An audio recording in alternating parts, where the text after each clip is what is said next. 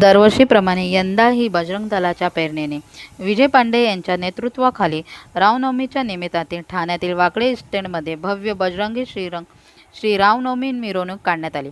या मिरवणुकीत हजारो रहिवासी आणि बजरंग दलाचे कार्यकर्ते सहभागी झाले होते।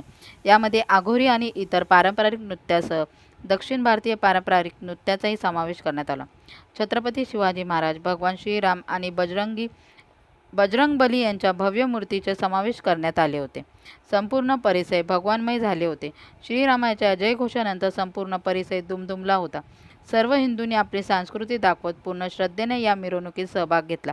यावेळी समाजसेवक योगेश पाठक, योगेश दुबे, शिवशक्ती प्रतिष्ठानचे विनय सिंह, माजी परिवहन सभापती दशरथ यादव, नगरसेवक अमित सैरया आणि अनेक सर्वपक्षीय नेते, राजकारणी सहभागी झाले होते।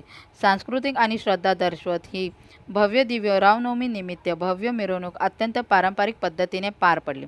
रामनवमीच्या शुभ मुहूर्तावर ठाण्यातील वाकळे इस्टेट येथे बजरंग दलाच्या प्रेरणेने एका भव्य बजरंगी श्री रामनवमी मिरवणुकीचे आयोजन करण्यात आले होते।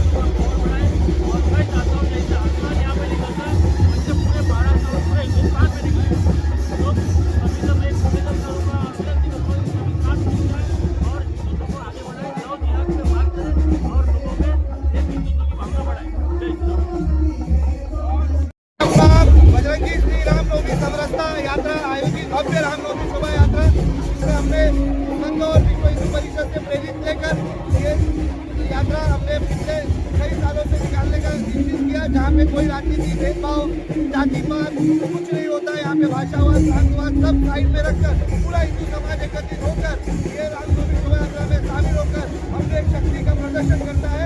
और आने वाले समय में इस तरह से हिंदू जागरूक हो, इसके ऊपर हम उसके आगे हम 365 दिन काम करते हैं।